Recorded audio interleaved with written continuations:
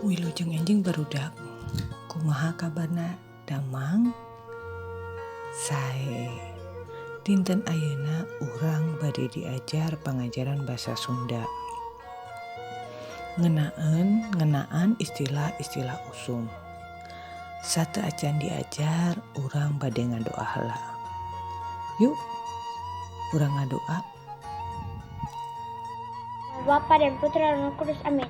Tuhan Yesus, terima kasih telah membangunkan kami di pagi hari yang cerah ini. Tuhan Yesus, sekarang kami ingin belajar. Semoga pembelajaran hari ini bermanfaat buat kami. Tuhan Yesus, berkatilah guru-guru kami dan kami.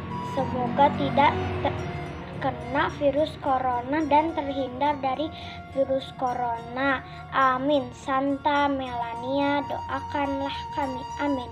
Dan Bapa dan Putra dan Roh Kudus. Amin. Hatur nuhun barudak tos ngadoa. Ayeuna urang bade diajar bahasa Sunda, istilah-istilah ngeunaan usum. Ya, minggu kemarin kita sudah belajar tentang usum ngijih, bacaan atau teks tentang musim hujan. Sekarang kita akan mengenal istilah-istilah yang berkaitan dengan musim. Yuk sasarengan urang ngadangukeun.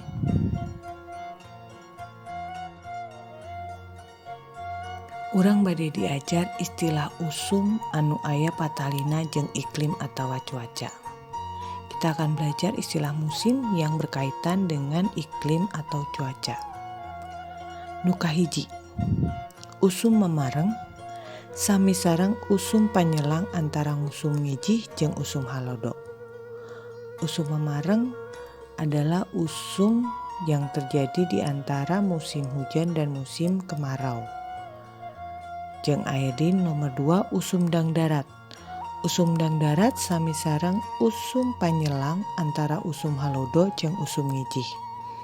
Jadi musim yang menyelangi antara musim hujan dan musim kemarau dan musim hujan.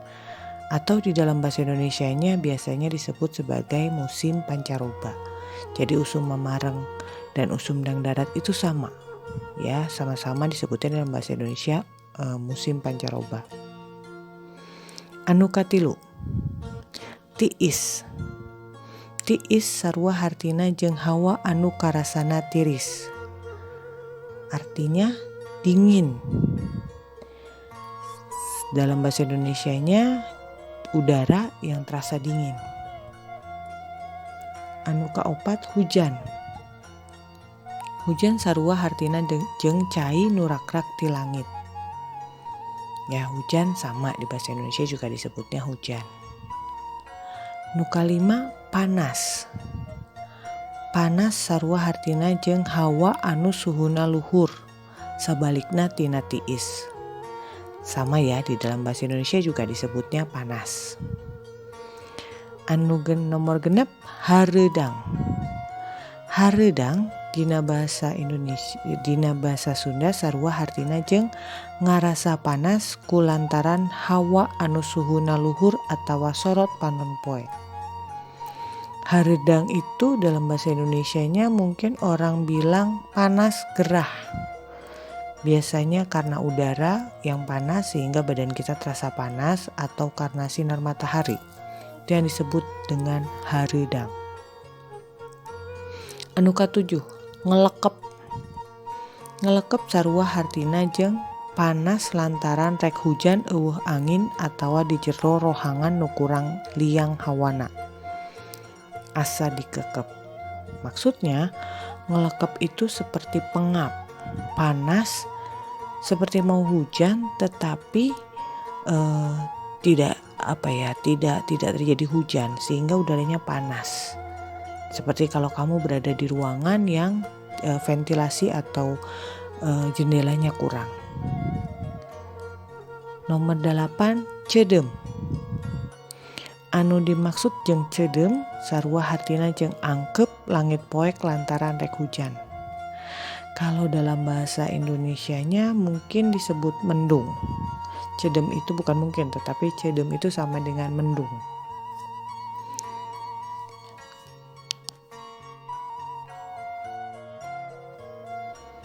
Salapan cangra. Cangra sarua hartina jeung langit bengras taya pihujaneun. Cangra itu sama dengan cerah kalau dalam bahasa Indonesianya, ya. Jadi langitnya cerah, tidak ada hujan. Nu kasapuluh girimis. Girimis sami sareng hujan leutik miripis ngeprul. Mirip ya dengan bahasa Indonesia disebutnya gerimis. Anu ka-11 gelap. Gelap sarua hartina jeung geledek atau sora hawa anu dibelah ku kilat. Ya, gelap itu maksudnya geledek kalau dalam bahasa Indonesia mungkin disebutnya gluduk. Ya, atau petir. Seperti itu. Kemudian nomor 12 guluduk. Guluduk sami sareng guruh atau aweuhan sora geledek kadenge ti kajauhan. Jadi guruh atau gemuruh suara halilintar itu guluduk. Ya. Eta istilah usum anu aya patalina jeung iklim atawa cuaca. Selain istilah usum anu aya patalina jeung iklim atawa cuaca, aya istilah usum anu lainna.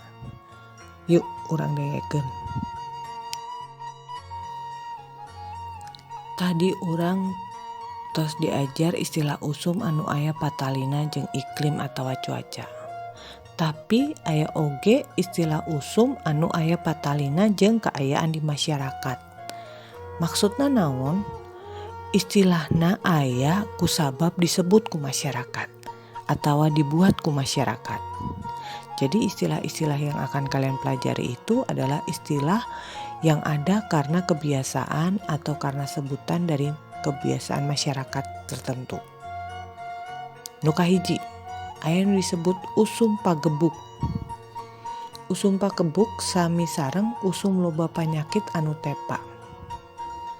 Kalau dalam bahasa Indonesianya usum pagebuk itu mungkin seperti sekarang disebutnya pandemi, masa pandemi, di mana banyak orang yang tertular penyakit. Ya, itu disebut dengan usum pagebuk. Seperti sekarang ini sedang musim corona, pandemi corona, itu disebutnya dengan usum pagebuk. Anu kadua, usum paila. Sami sareng usum sagala hese, sagala werit hese bahan kadaharan. Dalam bahasa Indonesianya disebutnya mungkin paceklik. Paceklik artinya susah. Mau cari makan bahan makanan itu susah. Biasanya terjadi di musim kemarau yang panjang. Karena banyak tumbuhan yang gagal berbuah, ya itu disebutnya dengan usum paceklik, musim paceklik dalam bahasa Indonesianya. Dina bahasa Sunda disebutna usum paila. Anu katilu usum panen. Usum panen sarua hartina jeung usum sawah diolah hasilna atawa dipanen. Ya, hampir sama dengan bahasa Indonesia, disebutnya musim panen.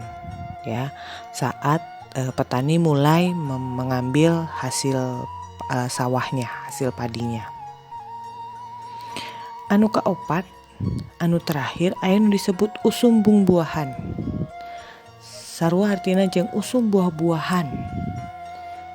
Ya, di dalam bahasa Indonesia usum buah-buahan itu disebutnya musim buah. Ada beberapa buah yang dia hanya tumbuh atau dia dapat dihasilkan di musim-musim tertentu. Makanya muncullah musim buah-buahan ini. Sapertos contohna kadu. Kadu itu apa? Ya, duren. Kemudian ada manggu. Manggu itu apa? Ya, bukan mangga. Manggu itu disebutnya manggis, buah manggis. Ya, buah manggis kamu lihatnya di waktu tertentu. Seperti juga rambutan, kamu melihatnya di musim tertentu. Dan rempah-rempah seperti cengkeh dia juga adanya hanya di musim tertentu. Eta nu dimaksud jeung usum buah-buahan. Ngartos barudak? Alus lamun tos ngartos urang bade diajar ngawangun kalimah. Yuk dangukeun. Urang tos diajar istilah-istilah usum anu patali jeung iklim atawa cuaca jeung usum patali jeung kaayaan masyarakat. Ayeuna urang bade diajar nyusun kalimah nepi ka jelas maksudna. Kumaha carana? Urang kudu ngartos heula naon anu disebut kalimah. Kalimah anu lengkep teh biasana upama eta kalimah miboga unsur SPOK dina basa Indonesia. Nyaeta unsur subjek, predikat, objek, jeung katerangan.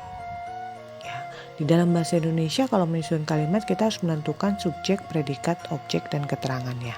Sama di dalam bahasa Sunda. Hiji kalimah umpama diacak biasana hese. Ya, kalimat yang diacak biasanya dia susah karena kita harus menentukan mana subjeknya, mana predikatnya, mana objeknya. Tapi sekarang ibu harap dengan kalian belajar kalian akan bisa. Contohnya. Urang rek ningali contohna. Aya kalimah anu diacak. Tiis, lembang, hawana. Dina kalimah anu dina kecap-kecap eta urang kudu nentukeun heula mana subjekna. Nya subjekna nyaeta lembang. Predikatna anu mana? Hawana. Objek atawa keteranganna nu mana? Tiis. Jadi lamun urang nyusun kalimahna dina pola SPOK nu benerna lembang, hawana, tiis. Tah eta contoh nyusun kalimah. Lamun atos urang bade lanjut kana pancen anu barudak kedah gawekeun. Dangukeun nya.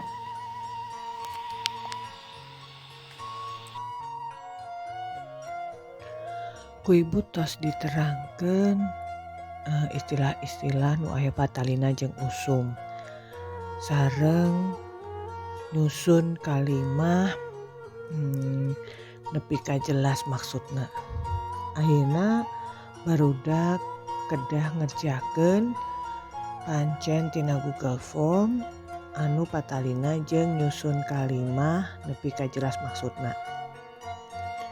Nyusun kalimah anu aya patalina jeung usum. Tulis kalimah anu tos nyusun jeung jelas maksudna. Kerjakeun soal nomor 1 nepi ka 10. Baca soalna sing taliti nya. Sadayana aya di Google Form. Kusabab pengajaran dinten ieu atos selesai. Ibu ngucapkeun hatur nuhun perhatosanana. Urang panggih deui minggu payun. Hatur nuhun, wilujeng siang.